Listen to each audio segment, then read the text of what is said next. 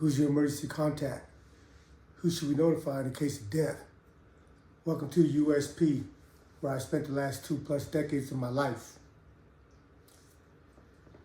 You know, I'm back on the yard.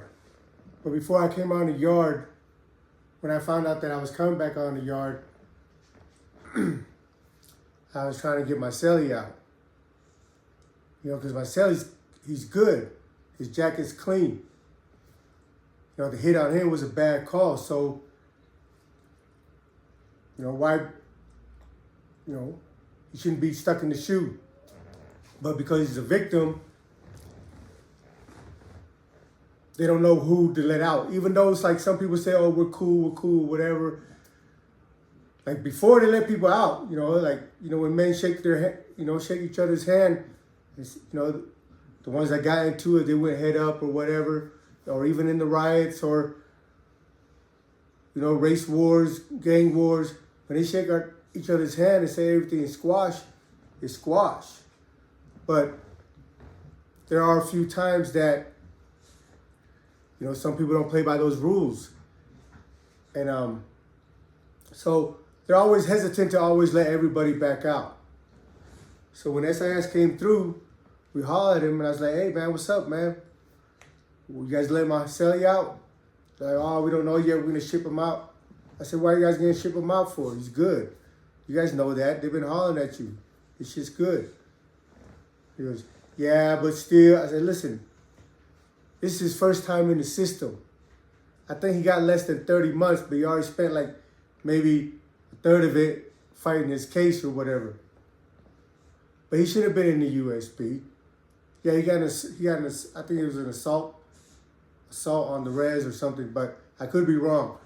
But it's 30-something months, or not even that. I don't even think he had that much. But he shouldn't have been in the USP. But anyway, I was trying to explain to SIS, I said, look, man, if you ship this kid out, he's got less than 2 years. You ship this kid out to another yard, there's bound to be somebody on that yard that he knows or that knows of the incident that was here that's going to see him. Because even though you got 20 USP around the United States, it's a small world. I've never touched down on the yards after I entered Lompoc that I didn't know somebody from somewhere else, or that I hadn't been with somebody somewhere else. You know? So, and people outside looking in, they might not know what was going on in the shoe, the aftermath, where the natives acknowledged that they made a mistake and say that he was good. All they saw was the incident of him getting punished in the commissary room, you know. So when they get to another yard and they see him hit the yard, they were like, damn. And I'm sure they might be friends. I'm pretty sure they know one of the natives. Everybody knows everybody. If anybody's anybody, if you're the type of person that will let a friend know that somebody's hot, then you have a rapport with that person, because you can't just say somebody's hot out your mouth when that guy's walking around in the yard, because then rumors going to get back saying, oh, Mason's been running around saying this dude's hot. Well, now it's going to get to so-and-so's ear. It's going to get to their people's ear, and now they're going to force his hand. You can't be letting some dude walk around in his yard talking about you hot. So he's got to come and deal with me. So I don't make a habit of saying things like that, you know. But, you know, from the outside looking in at the incident and the rumors on the yard, when the reason for the incident was that he was fucked, you know, he was foul, he was a sex offender. And they saw him get punished. So when they get to that yard and see him, they're just going to relay that to whoever native they know, or whoever, somebody's going to get back to the native that this dude got punished for, you know what I mean, for being a sex offender. Even though he's innocent of it, word might not get back to them fast enough that he's clean and he might go through the same process. So I'm explaining to SIS, like, man, why are you going to put this kid through this shit? he already got a first-hand taste of how the USP is. You know what I mean? You're setting up this kid up for failure. You know, they said they would think about it, whatever. I get out, I get into the unit. Like 2 weeks later, they let E out. You know, when I come out into the unit, you know, unit got 2 tiers. When I come out, they tell me, hey, I'm up there in the corner. But up there in the corner was this Mexican dude, Solano. The Solano dude, he was kind of like, I don't want to say he was dirty, but he lived like a Viking, right? He was on my softball team. I mean, it was cool, but nobody, man, I wish I could remember his name. Hey, Rude Dog, hit me up about his name, the one that thinks he's like that in softball. And anyway, but he lives like a Viking and he burns ink. You know, that's his hustle. He burns ink and sells ink. You know, you burn ink by taking a can of Vaseline, you know, make a wick on it, light it on fire, put a paper bag over it, and as the smoke comes up, the soot, I think it's called soot, gets stuck on the bag. Then when it's done, when it burns out, you just open up the bag, you scrape it off. It's messy. Listen, your cell, anything you touch is gonna turn black and smeared, and yeah, it's messy. So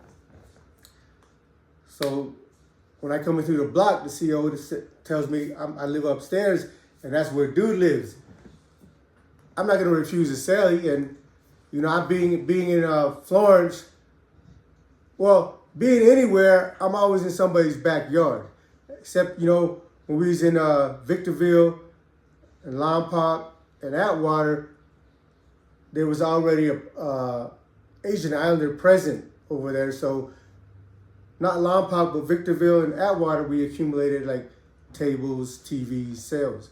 But in Florence, you know, when I got there, there was only 8, maybe 9 homies, but now there's only 4 of us.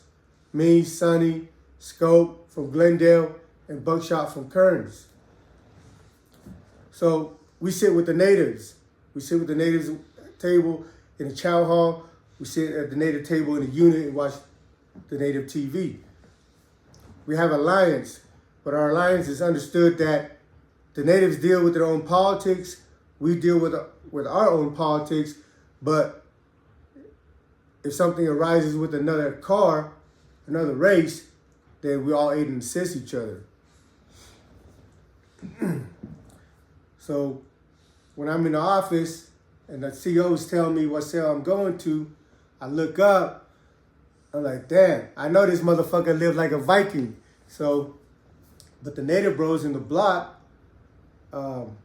Jackson and Dez, they came and saved me. They're like, hey, bro, nah, you ain't got to go up there. We cleared out a cell for you. I think Red Bear and this heavy set native dude was living in there. So Red Bear, either Red Bear or Red Dog, forgive me if I got your name wrong, homie. He's a good homie. He moved upstairs to live with the Latin King hippie. And I moved in downstairs, and Big Boy moved up on the top bunk, and I went on the bottom bunk. You know? So, I mean, you know what I came into? So it's like, hey, this is your cell right here. This is you. We'll do what you do. So that way you don't got to move around and stuff. You can get settled in because we know you still got a few more years left or whatever.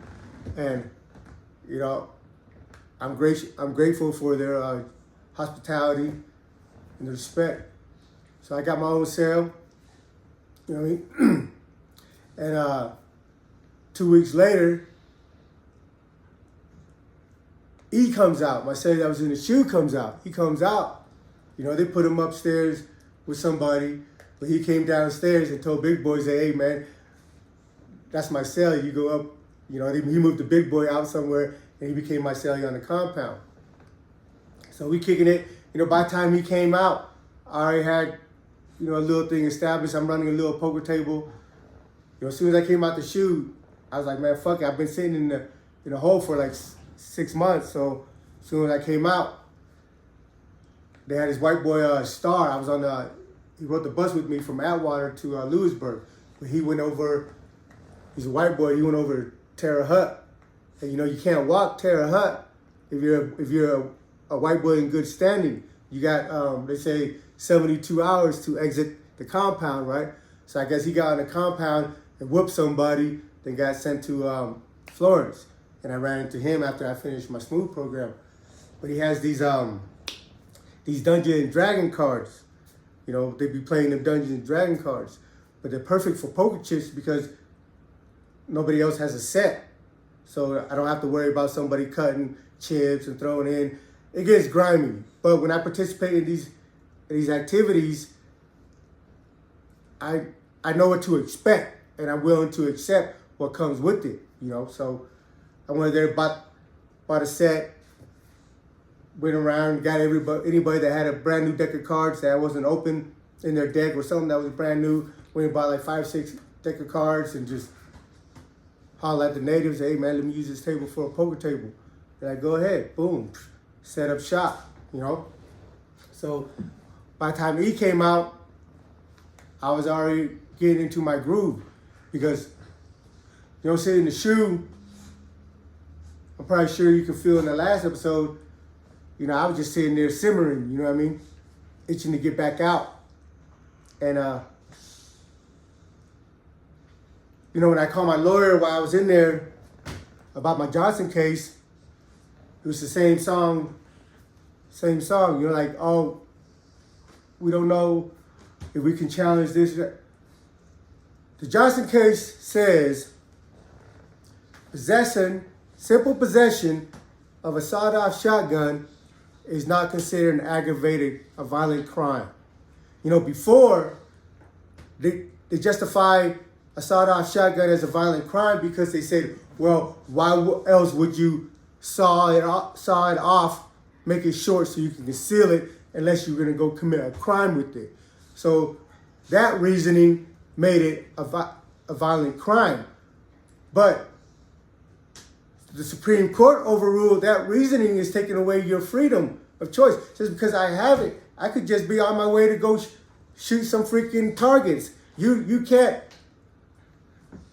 predetermine what my intentions are just because the shotgun was sawed off.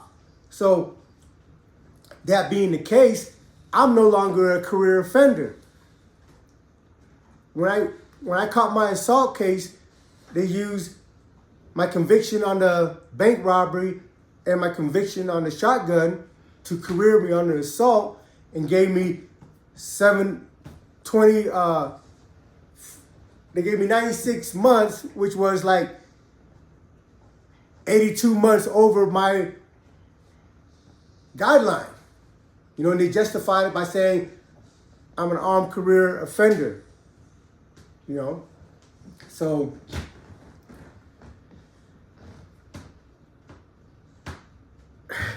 I started getting frustrated because, okay, the appellate court in the 10th Circuit, when I filed permission to file my 2255 second and successive, their reply was they gave me permission to file my 2255 second and successive, and they stated that the reasoning was because my case was identical to the Johnson case. I know I wasn't born in America, but identical twins, they got like the same eyes, same toes, same DNA. You know what I mean? Like, it's not similar, it's not kinda, it's identical. But somehow, some reason, the federal court in Utah refused to hear my case till this day. Before I was leaving, they're like, hey, you want me to continue, ask for a COA? A COA is a certificate of appealability to get permission to go to the Supreme Court. You know, I was like, man, shove that shit up your ass, man. I'm already home already. That shit ain't gonna do nothing for me. You know what I mean? But, so he comes out, we kicking it. You know, I'm schooling him because, you know, he's never been in the pen before. So, and I took a liking to him. the whole time we were cellies, after he healed up, which took about like, 2 months, he came out and we started working out and got in shape. When I'm blocked down in the cell, in the smooth, or in the shoe, that's my program. Get out, get up for my hour at rec, I'm working out. So I get real healthy because I don't know why I'm coming back out to the yard. I don't know what I'm coming back out to the yard to, because there's always stuff brewing in the pen, and I don't want to be sitting there because I lay down one time in Lawn Pop when I was in the shoe for about 6 months. And when I came out, we was clowning around trying to race on the yard. And I ran about 4 steps and my leg gave out and I ate grass, right? Lucky there was grass in Lawn Pop. But after that, every time I go to the shoe, because you're in the box. You're in a box, you're not moving around. Your limbs, even when you're like doing the exercises, doing jumping jacks or push-ups or whatever in the cell, you're still not using the muscles that it takes to do other movements and stuff that you would normally do if you were just mobile, throughout the course of the day. So, yeah, I learned that the hard way, My leg gave out and I was like, oh, yeah, your leg giving out in the penitentiary is a no-no. Like anytime you're injured, anytime you're sick, you're vulnerable. Because you never know through the course of your day what interaction that somebody perceive as being disrespectful. And you don't know what else is going on in someone else's mind. If they're having a bad day or if they're just like, right there teetering on the freaking verge of craziness and you just happen to be around when the shit tipped. You don't know. It's just, there's a lot of people in there with a lot of issues and a lot of problems. And one of them is like the hundreds and hundreds of years that they're doing. So when he comes out, I'm schooling him.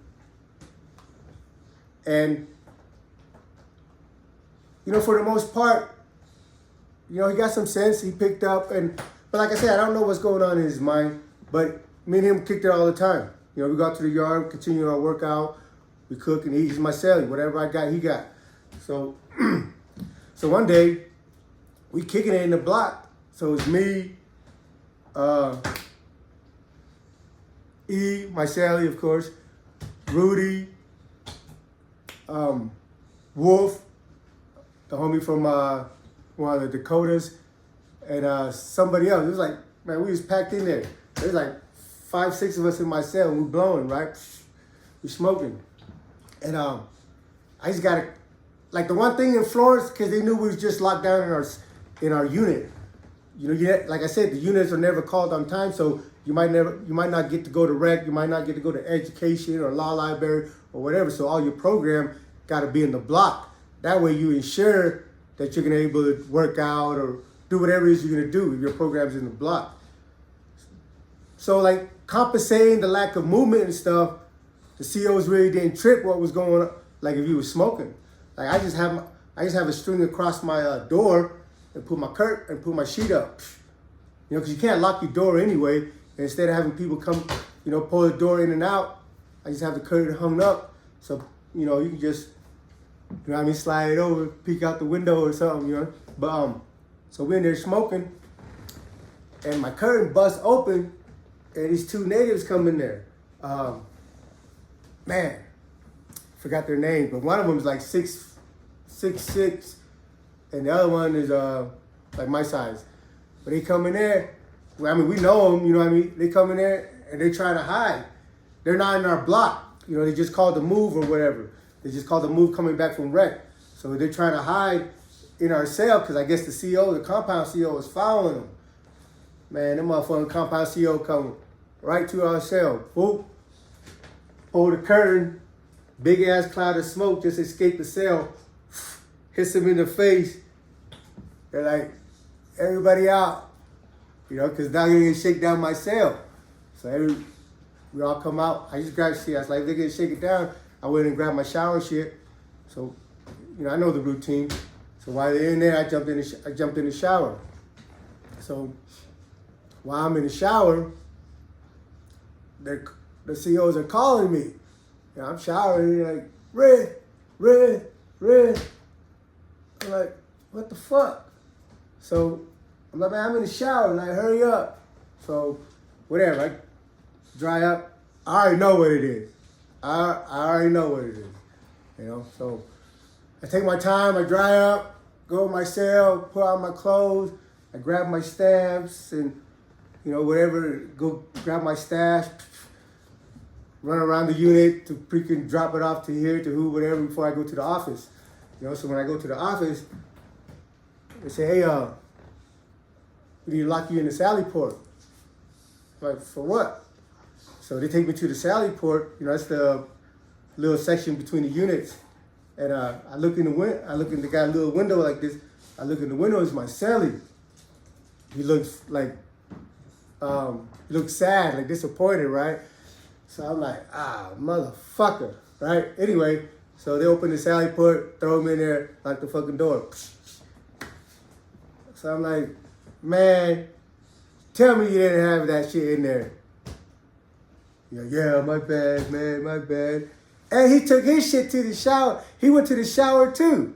Cause you know, they're gonna be in there for me. He went to the shower too. And but he took off, excuse me.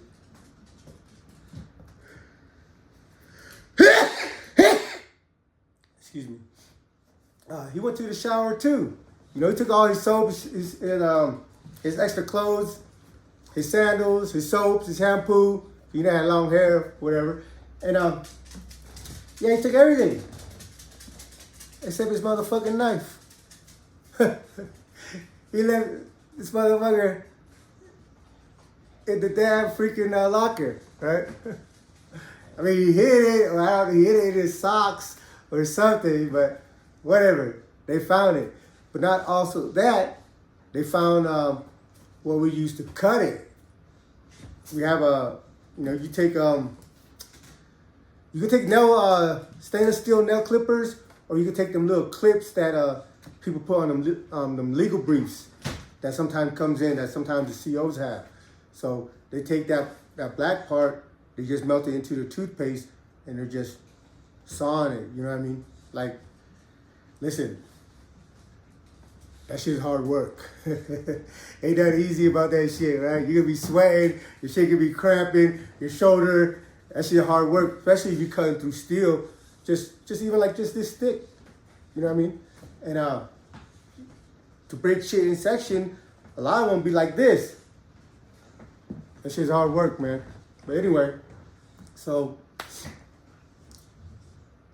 we in the sally port, and they found all that shit.